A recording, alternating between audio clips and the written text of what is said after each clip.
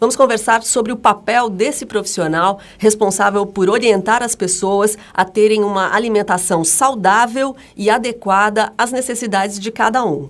As orientações de um nutricionista podem ser especiais, como no caso de esportistas ou também de pessoas que precisam de dietas restritivas, como os celíacos, diabéticos e as pessoas intolerantes à lactose.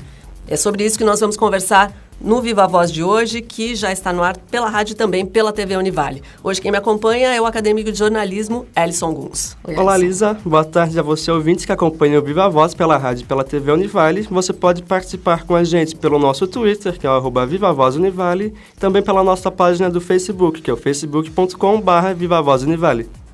Isso mesmo, e para conversar sobre este assunto, nós convidamos a professora Márcia Reis Felipe, que é coordenadora do curso de nutrição aqui da Univale. Obrigada pela presença, professora. E eu que agradeço a oportunidade, Lisa. Professora, bom, na opinião de uma especialista no assunto, nutrição, né? O que a gente pode entender como estar bem alimentado? O que é comer bem?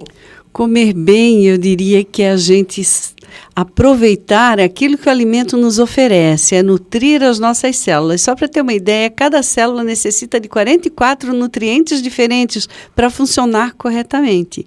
Então, é muito importante que esses nutrientes venham dos alimentos e que a gente saiba escolhê-los. Então, muitas vezes, comer bem não é comer aquilo que é mais gostoso ou que é mais industrializado. É aquilo que o alimento tem a nos oferecer para melhorar a nossa saúde. Então, quais são os grupos de alimentos, os grupos alimentares mais importantes numa dieta? Bom, eu diria que todos os grupos alimentares são importantes, né? Os carboidratos são muito importantes, né? Que é composto dos grupos de cereais, como o pão, o arroz, o trigo, né? Nós temos o grupo das carnes e do leite, que também fornece proteína animal, muito importante.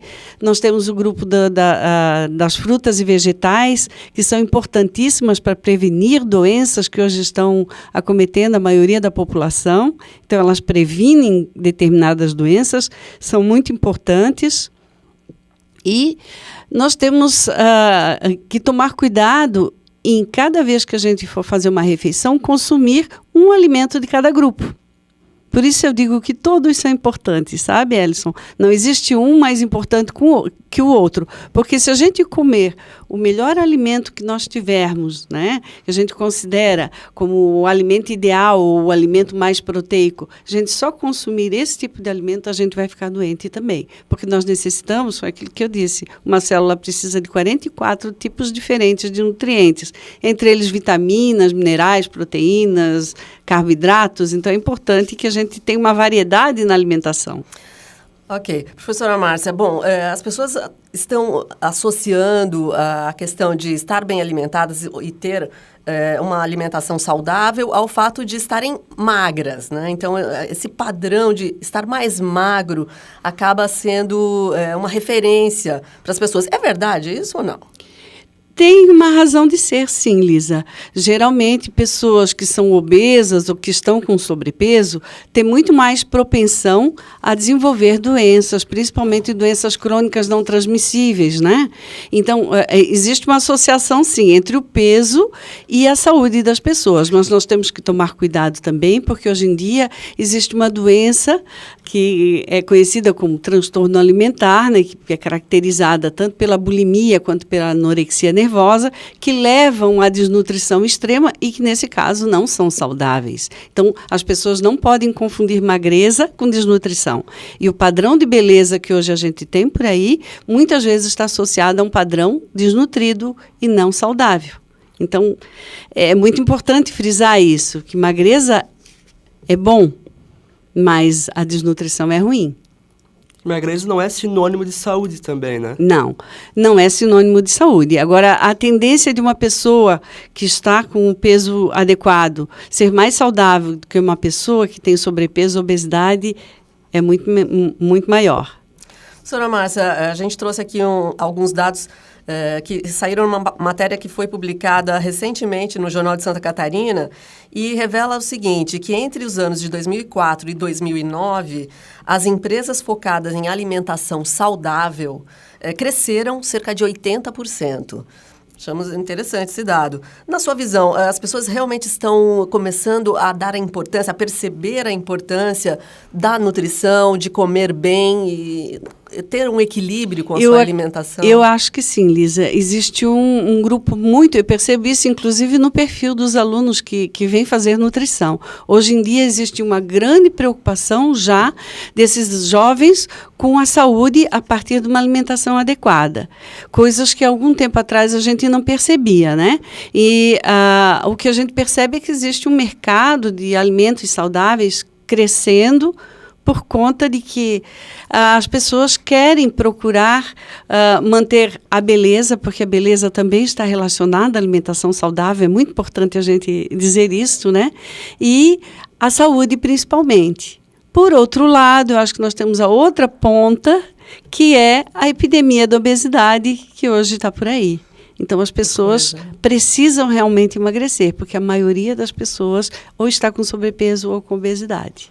Então, como essas comidas saudáveis, elas podem, de certa forma, concorrer com lanches rápidos ou refrigerantes, esse tipo de alimento que a gente está tão acostumado a comer é tão fácil de achar assim hoje em dia? Sim, é bem interessante a tua pergunta, Ellison, porque eu acho que a gente tem alternativas saudáveis, né, que são fáceis de carregar na bolsa, são fáceis de serem adquiridas, é muito mais questão de hábito, e de prestar atenção no que se está comendo, do que, eu não tenho tempo, então eu vou comer qualquer coisinha numa lanchonete, e essa coisinha geralmente é frita, vem acompanhada de um refrigerante, né? Quando eu posso levar oleaginosas, posso levar castanhas, posso levar nozes, né? Posso levar uma barrinha proteica, frutas secas, né, que são coisas fáceis, ou até mesmo uma banana, uma maçã dentro da bolsa, por que não, né? Isso vai nutrir muito mais do que esse lanchinho consumido nas lanchonetes, né? E diria que provavelmente sairão mais barato do que o lanche que vai ser consumido na... Uhum. Agora, professora, de qualquer maneira, a gente tem um apelo muito forte, né, das grandes empresas aí de fast foods e tal. Eu acho que todo mundo, eu ia falar jovens, mas não, todos são afetados, todos são afetados. A publicidade é forte e na hora de escolher o que comer, a facilidade, como o Ellison lembrou, né, às vezes é mais fácil, tá na mão ali, vai ali, pega rapidinho, tá pronto um sanduíche, alguma coisa assim, né? Na sua opinião, dá para... As pessoas já estão percebendo que dá para se comer saudável e também com prazer? Quer dizer, dá para começar a pensar que é gostoso levar a banana, levar a barrinha de cereais. Como é que a gente pode discorrer sobre isso? Já tem muita gente que está percebendo isso, sabe? Que é possível, sim. Eu acho que a gente não tem que abrir mão do prazer. A gente tem que descobrir o prazer de outras formas, porque o que acontece hoje é que a gente, com os alimentos industrializados, tem alimentos industrializados, geralmente, ou tem muito sódio para dar sabor, ou tem muito açúcar. E esses dois elementos são extremamente prejudiciais à nossa saúde. Só que as pessoas já estão viciadas, as papilas gustativas, né, que é onde a gente sente mais o sabor, já estão viciadas. A indústria já desenvolveu produtos que são realmente viciantes para nós, né? E são saborosos. À medida que a pessoa vai se afastando desses alimentos, ela vai retornando àqueles alimentos mais naturais, que eu digo assim, as pessoas devem procurar mais as feiras, porque ali elas vão encontrar produtos mais naturais e produtos mais saudáveis. O paladar vai mudando. Demora um tempinho, mas ele vai mudando. Então, hoje já tem muitas pessoas vivendo de uma forma muito mais saudável, muito mais natural, e não abriram mão do prazer, não. Inclusive desenvolvendo receitas, sabe? Receitas que não necessariamente precisam levar uma quantidade muito grande de açúcar, muito grande de gordura, como é normal, ou de sódio, ou de glutamato monossódico para dar sabor, não.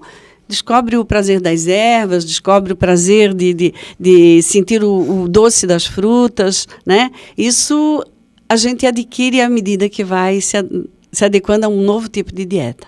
Então, como a gente lida com esse apelo às comidas não saudáveis? Principalmente em relação às crianças, que tem sempre aquela história de que deixa o alface no prato, ou compra o sanduíche porque vem um bonequinho e... Claro. Exato. Mas eu diria que quem paga o bonequinho são os pais. Quem leva a criança até o fast food são os pais. A criança não vai sozinha. Assim como, provavelmente, na casa dela, os pais não comem a salada. Claro que tem exceções, mas eu acho que é hora dos pais pararem para pensar um pouquinho, que a coisa que mais educa um filho é o exemplo. Então, eu não posso exigir que meu filho coma salada se eu, no dia a dia, não como. Que ele não tome refrigerante se eu tomo refrigerante. Então, eu acho que a mudança já tem que começar pelos pais. Claro que a indústria tem um poder imenso junto às crianças também. E, em função disso, o nosso o Conselho de Nutricionistas, tem lutado ferrenhamente contra a propaganda de alimentos para o grupo infantil. Importante. Isso a gente está tentando normatizar, regular, porque é muito complicado a criança, sempre que tem um programa infantil, receber a informação de um alimento altamente industrializado que não vai trazer saúde para ela, né, antes do programa. Então, esse é um exemplo que eu dei, mas existem outras possibilidades, né, de fazer esse tipo de propaganda infantil. O dos brinquedinhos é muito comum, né? A criança não tem interesse no lanche, mas tem interesse no brinquedinho.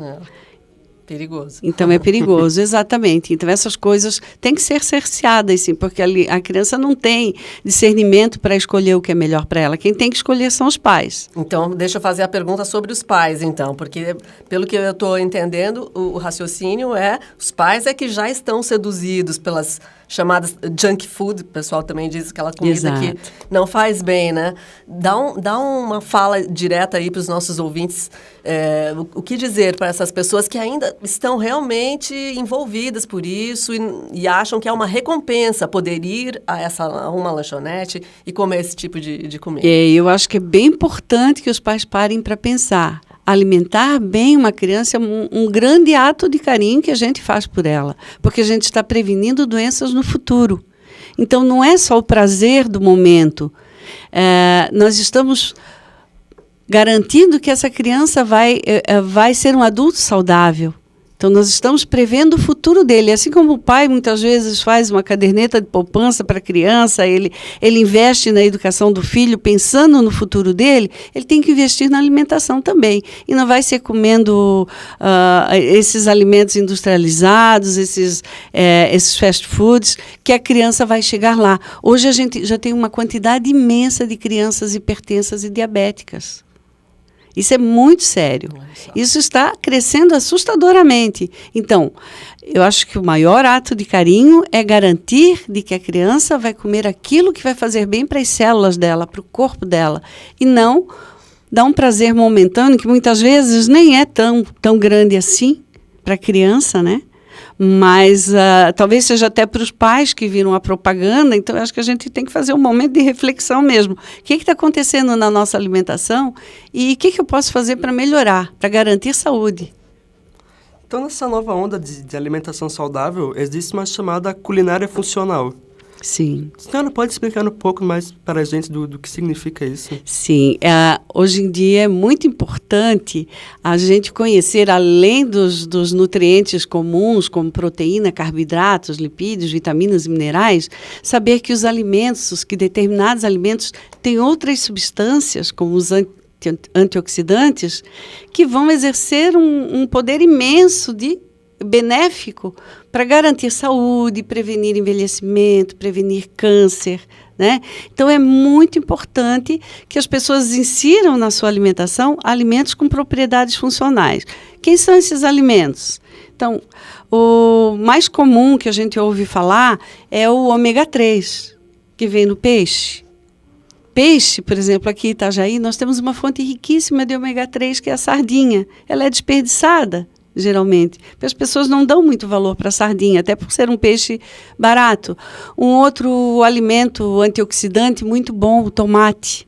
Molho de tomate, mas feito em casa, Pegue seu tomate, faça seu molho de tomate. Perfeito, previne câncer de próstata. É fantástico. Nós podemos falar da soja, né? E daí eu chamo a atenção porque as pessoas tomam suco de soja pensando que estão consumindo saúde. Na verdade, não é isso. Aquilo ali não traz saúde nenhuma. A soja que vai trazer saúde, benefício para nós, é aquela soja que já foi fermentada ou pelo menos coagulada. Então, cuidado com a soja, não é bem assim. Não nem é toda soja faz, né? Faz efeito, né? Tá certo. Mas todas as frutas e verduras têm propriedades antioxidantes. E as propriedades antioxidantes vão diminuir o risco de envelhecimento. Se a gente diminui o risco de envelhecimento, a gente protege contra câncer, né? Então, é bem importante que a gente consuma frutas e verduras. Muito interessante tudo isso. A gente vai voltar daqui a pouquinho a conversar com a professora Márcia Reis Felipe, que é a coordenadora do curso de nutrição aqui da Univale. Não sai daí. Nutrição é o tema do programa de hoje. Estamos com a professora Márcia Reis Felipe, que é coordenadora do curso de nutrição aqui da Univale. Aliás, parabéns a todos os nutricionistas. Dia 31 de agosto, domingo, é o dia do nutricionista. Então, professora Márcia, o número de pessoas que procuram os serviços nutricionistas tem aumentado nos últimos anos? Tem aumentado bastante, porque as pessoas estão conseguindo resolver, muitas vezes, pequenos problemas que no dia a dia não conseguem, né? Que é uma alergia persistente, alguns quilos a mais que a pessoa quer perder, né? Muitas vezes problemas de refluxo, além daqueles problemas mais sérios de saúde que as pessoas têm, onde a alimentação dá um suporte muito grande. Então, hoje em dia é muito comum nutricionistas atenderem, né, em consultórios.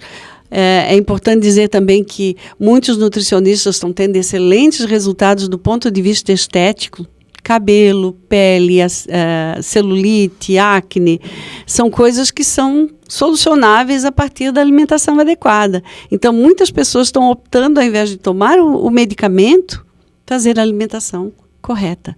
E isso tem dado um apoio para nós, né? Cada vez mais somos procurados pelas pessoas. Bacana. Vamos falar um pouquinho do curso, então, de nutrição aqui da Univale. Fala um pouquinho da abordagem principal. Você já falava no início do programa sobre o perfil dos alunos. Vamos comentar um pouquinho sobre a abordagem principal do curso, então. Elisa, a gente procura formar um nutricionista generalista, né, que possa trabalhar em todas as áreas. Ele é um profissional da saúde e ele é formado como um profissional generalista que pode trabalhar tanto na área de nutrição clínica, né, em consultórios ou em hospitais. Ele pode trabalhar em unidades de alimentação e nutrição, que são cozinhas, né? Então, cozinhas de indústrias, cozinhas de hotéis, cozinhas de restaurantes comerciais. Hoje já é muito comum o nutricionista presente, fazendo controle higiênico sanitário. E nós temos também muitos nutricionistas trabalhando junto a unidades de saúde de prefeituras, unidades de saúde e secretarias de educação junto à alimentação escolar, né? Então, esses são os mercados de trabalho maiores que a gente tem. A gente procura formar o nutricionista para trabalhar muito bem nessas áreas, mas existem outros locais de trabalho, outras áreas que estão surgindo assim incrivelmente. Por exemplo, nutrição esportiva é uma delas, né? Então, hoje é muito comum a academia já ter seu nutricionista para atender né, os seus clientes. É muito comum ver nutricionista em indústrias de alimentos. Em grandes hotéis, redes de resorts, o nutricionista tem um papel fundamental.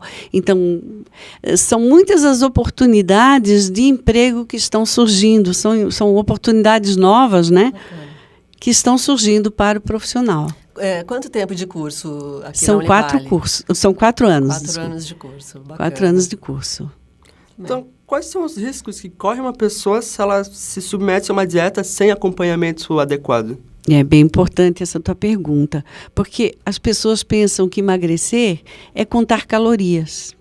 Isso já está ultrapassado.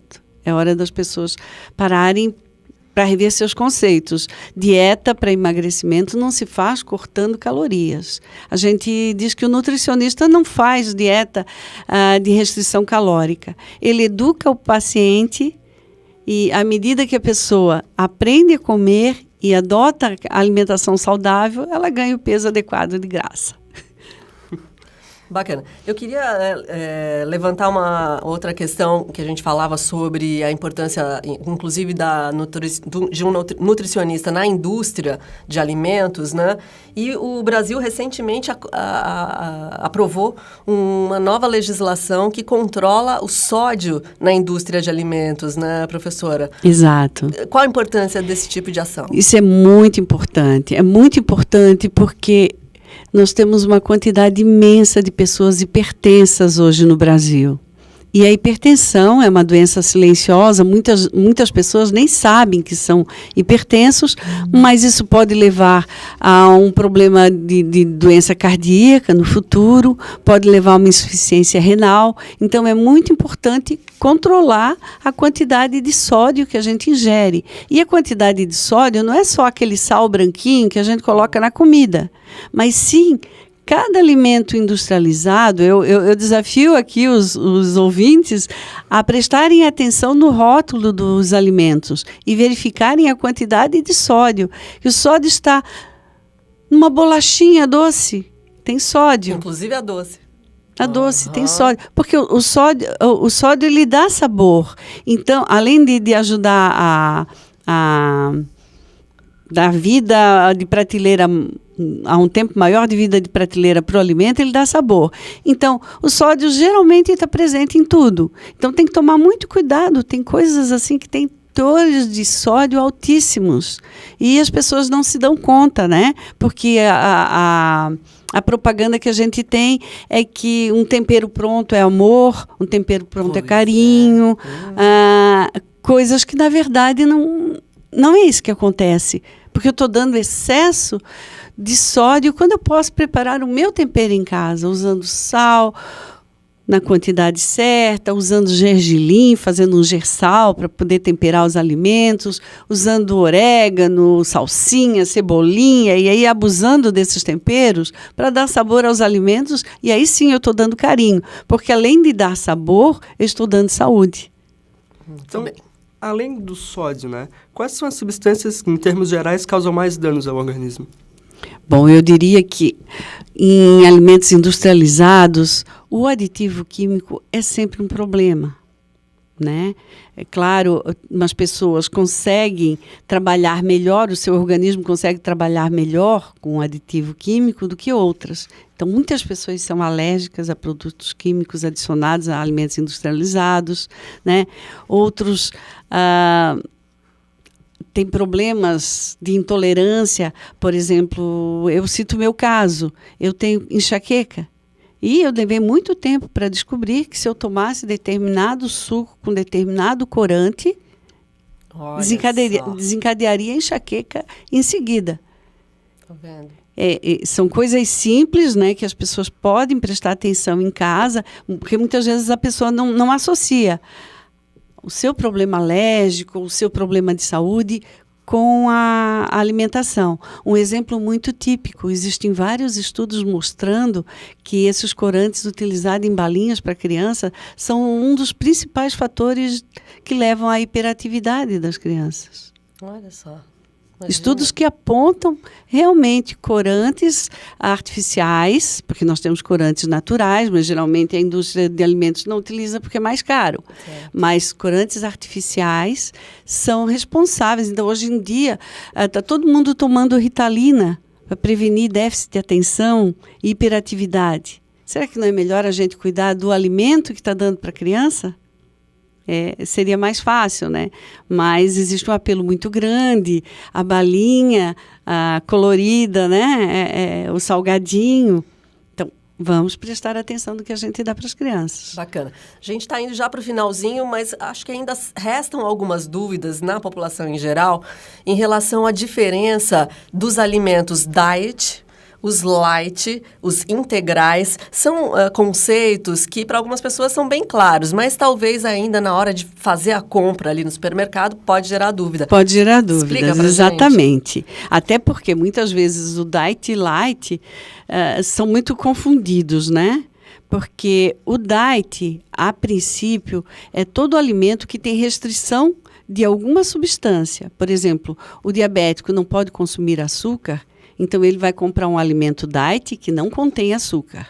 Já o light pode ter açúcar, sim, só que em quantidade menor do que o produto normal. E em alguns casos não existe diferença nenhuma. Por exemplo, em refrigerantes, o diet, o light, o zero, as diferenças são mais mercadológicas do que... Olha só.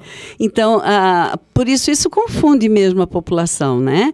Mas, assim, é importante que as pessoas saibam que nem todo alimento diet é de baixa caloria.